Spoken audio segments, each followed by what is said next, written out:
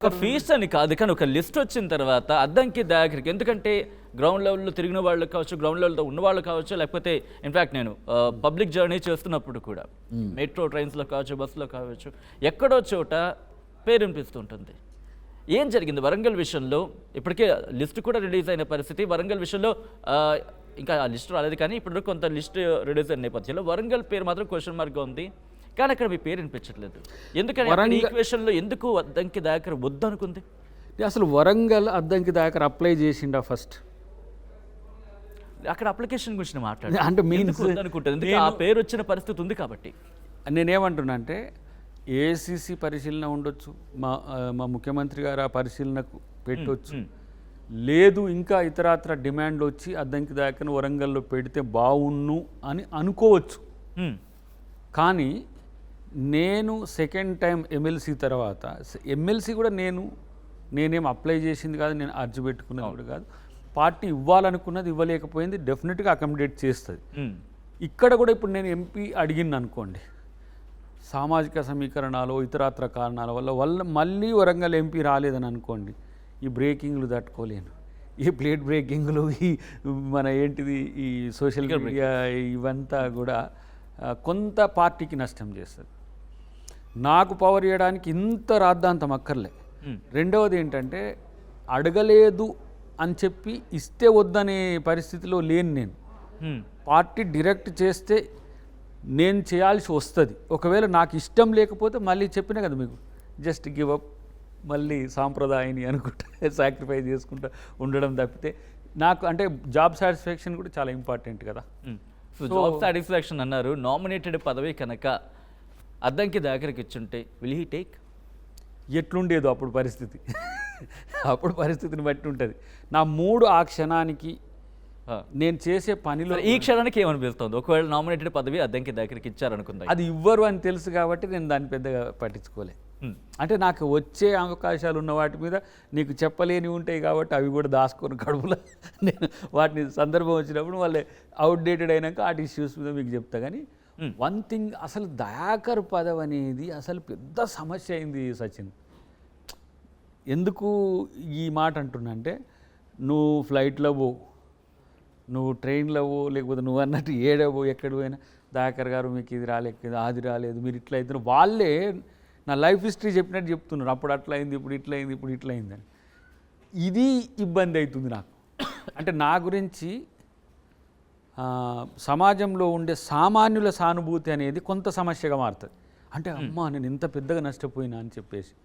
కానీ నేను ఎంత మేలు, మీరు ఇక్కడ మళ్ళీ వస్తున్నాను, సామాన్యుడికి అర్థమవుతుంది, కానీ ఎందుకు కాంగ్రెస్ అధిష్టానం కావచ్చు, రాష్ట్ర నాయకత్వం, దే నో వెరీ వెల్.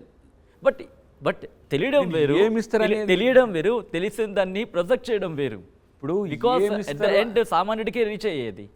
ఇప్పుడు ఏమిస్తారు అనేది నేను చెప్పలేను నీతోని, కానీ దయాకర్ని పార్టీ కొరకు బలంగా వాడాలని అధిష్టాన నిర్ణయం ఉంది. ఇక్కడైనా ఏమి ఇస్తారని నేను అడగను, కానీ ఎప్పట్లోగా ఇస్తారు? ఏమైనా డ్యూరేషన్? ఎప్పటికైనా ఇవ్వనివ్వండి కాదు, అంటే మీకంటే ఒక ఎక్స్పెక్టేషన్ ఉంటుంది, ఒక 3 నెలలు, 6 నెలలు, సంవత్సరం, ఏడాదో, లేకపోతే 2 ఏళ్ళు, 10 ఏళ్ళు, ఏదో నెంబర్. నేను పోయే ట్రావెల్లో ఏమవుతుందంటే, నేను మామూలుగా జోక్ చెప్తుంటా కదా అప్పుడప్పుడు, ఏ పాత్ర వేసినా మనకు అత్తారింటి దారిలో బ్రహ్మానందంకే తన్నులు పడుతుంటాయి అట. అంటే ఏ పదవి వచ్చినా నా దగ్గరికి వచ్చేవారికి అడ్డంకి జరుగుతున్నది. అడ్డంకి అడ్డంకి ఏంటి అని అంటే నేను రీజన్స్ చెప్పలేకపోవచ్చు.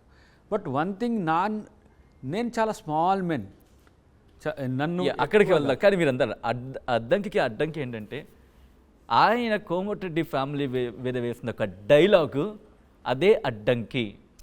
ఇగో ఎప్పుడైనా మీకు అది కొంచెం ఇప్పటికే అనిపిస్తారే, ఆ రోజు నేను అనవసరంగా ఎంతమంది అడిగినరో నీకు మళ్ళీ అదే రిపీటెడ్ బోర్ది చెప్తాయి. నువ్వు అంత అడ్డుకోవాల్సిన అవసరం వాళ్ళకి అసలు లేదు. రెండో అంశం ఏంటంటే, నిరంతరం నన్ను అడ్డుకుంటానికే వాళ్ళు కార్యాచరణ చేయాల్సిన అవసరము లేదు. మేము కలుస్తాం, మాట్లాడుకుంటాం, ప్రేమతో ఉంటాం. అవసరమైతే అప్పుడప్పుడు అది చివుక్కుమన్నప్పుడు బాధ అనిపించవచ్చు. నాకు కూడా అది అనిపించింది. మొన్న సరే మన వెంకటరెడ్డి గారి సిస్టర్ ఆ రోజు కలిసింది. మేము క్లోజ్గా ఉండేటప్పుడు మా కాన్స్టిట్యున్సీ వారిది, అలా అనేది లేకుండా అన్నప్పుడు నాకు కూడా ఒక ఇంత అనిపించింది. మేము అంత క్లోజ్గా ఉండేటోళ్ళు, నువ్వు ఎందుకు అన్నానని ఒక స్థితి వచ్చినప్పుడు కొన్నిసార్లు తప్పులు దొరికిపోతాయి కదా, దానికి జరిగినవి కూడా కదా. బట్ అప్పుడప్పుడు అట్లా అనిపించినప్పుడు ఏమో కానీ కలిసినప్పుడు ఎప్పుడు కూడా మేము మంచిగానే ఉంటాం. రెండవది అంటే ఎప్పుడైనా మీ ముగ్గురు ఉన్నప్పుడు కావచ్చు, లేదా కోమరెడ్డి వెంకటరెడ్డి, రాజగోపాల్ రెడ్డి, మీ ముగ్గురు కాన్వర్సేషన్, ఇద్దరు కాన్వర్సేషన్లను అరే ఇలా అనుకుని ఉండాల్సింది అని చెప్పి అటువంటి అది ముందు conversation కూడా అనుకున్నాం. ఆ, అది అన్న తెల్లారే నేను రాజగోపాల్ రెడ్డి గారు కలిసిన, ఏం దాకా నువ్వు ఇట్లా స్లిప్ అయినావు, ఏం దాయే నీకేమన్నా ఇట్లా ఏందని అన్నాడు. హ్మ్. అంటే సార్ నేను తర్వాత మళ్ళీ అంటే మాకు అంత యాంగర్లో కూడా హ్మ్. ఆ పాజిటివిటీ ఉన్నది. తర్వాత నేను వెంకటరెడ్డి గారు కలిసినప్పుడు కూడా నీకు నాకు ఏం సంబంధం, నాకు సమస్య లేదు పోయి, అసలు నువ్వు అన్నావు మా వాడు ఇట్లా ఎందుకు అన్నాడని ఫీల్ అయినా నేను, అంతే తప్పితే అది నీకే బ్యాడ్ అయింది కదా అన్నాడు ఆయన. హ్మ్. నాకు అయినా కూడా నీ మీద నాకేం అలాంటి కోపం లేదు. అంటే నేను రీకన్సిలియేషన్ అయినా కదా అంతకంటే ముందే. సరే ఆ సంఘటన గిన్ని అడ్డుకుంటాయా సచిన్? గిన్ని మీరే రకాలు. చెప్పాలి. కాదు, దాంట్లో కొన్ని సందర్భాలు, కొన్ని సందర్భాల్లో కొన్ని కారణాలు, కొంతమంది వ్యక్తులు, వాళ్ళ యొక్క అవకాశాలు, వాళ్ళకి సంబంధించిన రాజకీయం అంటే చాలా లోతుగా స్టడీ చేయడానికి కూడా నాకు అర్థమైంది. నేను ప్లెయిన్ పాలిటిక్స్ చేస్తా.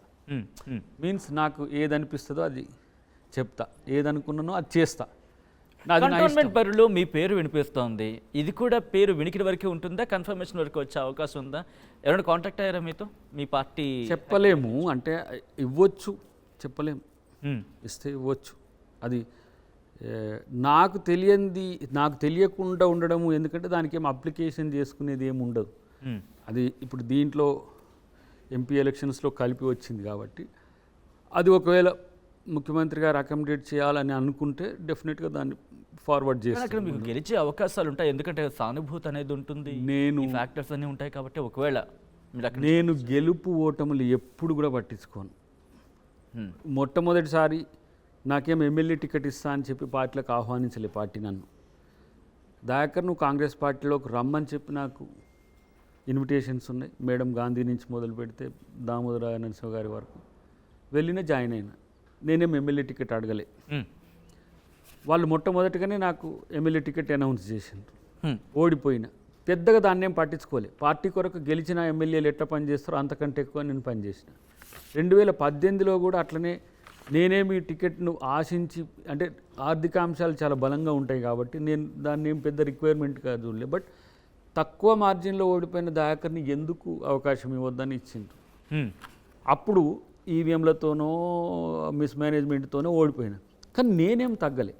ఇప్పుడు కూడా ఇస్తే నేను కన్ఫర్మ్గా పార్టీకి ఉపయోగపడతా అనుకుంటే గెలుపోవటం నేను పట్టించుకోను. హ్మ్. ఇప్పుడు ప్రభుత్వంలో ఉంది, అధికారంలో ఉన్నాం కాబట్టి గెలవడం అనేది ఈజీ. తర్వాత ఇప్పుడు వచ్చిన సానుభూతో స్ట్రేచరు ఇదంతా కూడా కలిసి వస్తుంది. కానీ గెలిస్తే రాజకీయాలు చేద్దాం, ఓడిపోతే రాజకీయాలు వద్దు అనుకునే తరహా రాజకీయ నాయకుడిని కాదు. ఫస్ట్ ఆఫ్ ఆల్ నేను ఈ ఫక్త్ పొలిటీషియన్ కాను. హ్మ్. ఐఎమ్ అకాడమిక్ అండ్ ఏమంటారు ఇంకా చెప్పాలంటే ఒక కమిటెడ్ పొలిటీషియన్గా సమాజంలో ఎదగాలని అనుకుంటాను. బట్ ఒక కమిటెడ్ పొలిటీషియన్ అని మీరు మాట అన్నప్పుడు ఇక్కడ కొంతమందిని గురించి నేను ప్రస్తావించాలనుకుంటున్నాను, ఎందుకంటే మళ్ళీ కాస్త రొటీన్గా క్వశ్చన్ అవ్వచ్చు, బట్ ఏం కాదు. Need of the hour. ఎందుకంటే పార్టీ మారుతున్న పరిస్థితుల్లో ఒకనొక టైంలో మీరే విమర్శించారు పార్టీ మారుతున్న వ్యక్తులను ఉద్దేశించి. ఇప్పుడు అదే పార్టీని వేరే పార్టీ నుంచి మీ పార్టీలో చేరుకుంటున్నారు, వచ్చిన వెంటనే టికెట్ ఎత్తుకుపోతున్నారు. ఎంతవరకు సమంజసం ఇది? ఇప్పుడు టికెట్ రాజకీయాలు, పదవుల రాజకీయాలు వేరు. నేను ఇంతవరకు పదవుల రాజకీయాల్లో నేను ఇంతవరకు ఎంటర్ కాలే. హ్మ్. మీన్స్ రాజ్యాంగ పదవులు, ఎమ్మెల్యే, ఎంపీ, మంత్రి, లేకపోతే రాజ్యసభ ఇట్లాంటి వాటిల్లో నేను ఎంటర్ కాలే ఇంతవరకు. హ్మ్. ఎంటర్ అయి ఉంటే అరే ఇది నాకు కావాలి కాబట్టి నేను ఆల్టర్ అవుతుంటేనేమో. సో రాజకీయ స్వార్థం పెరిగి హ్మ్. హ్మ్. ఇంకా రాజకీయ స్వార్థాలు పెంచుకోవడానికి కూడా అవకాశం లేదు, పెరగనివ్వను. హ్మ్. నేను ఒక ఆర్గానిక్ లీడర్గా ఎదగడం ఎట్లా? అందరు మామూలుగా ఏమంటారు, డబ్బు ఉంటే లీడర్ అవుతాడు వాడు ఎంత చిన్నోడైనా అంటే వాస్తవం కూడా అవుతుంది. కానీ దయాకరే డబ్బుతోనే ఎదగలేదే. దయాకర్ సమాజంతో ఎదిగి. ఆ డబ్బు లేకపోవడమే దయాకరికి ప్రస్తుతం పక్కన పెడుతున్నాను అనుకోవచ్చు. మరి అట్లాంటప్పుడు గత 2 సార్లు ఎట్లా టికెట్ ఇచ్చిండ్రు? గెలవలేకపోవడం అనేది నీ చేతుల్లో ఉంది, కానీ అవకాశాలు ఎందుకు ఇచ్చింది? ఈసారి ఇవ్వలేక కాదు కదా, ఇవ్వడానికి అవకాశం ఉన్నా సరే దాన్ని ఎక్స్టెండ్ చేసుకున్నాం కదా. కానీ ఇక్కడ నేను ఒకటి చెప్పాల్సింది ఏంటంటే, ధనం జనం, ధనం ఇంధనంగా జనం కోసం పనిచేయాలనుకుంటే వాళ్ళ స్పాన్ చాలా తక్కువ.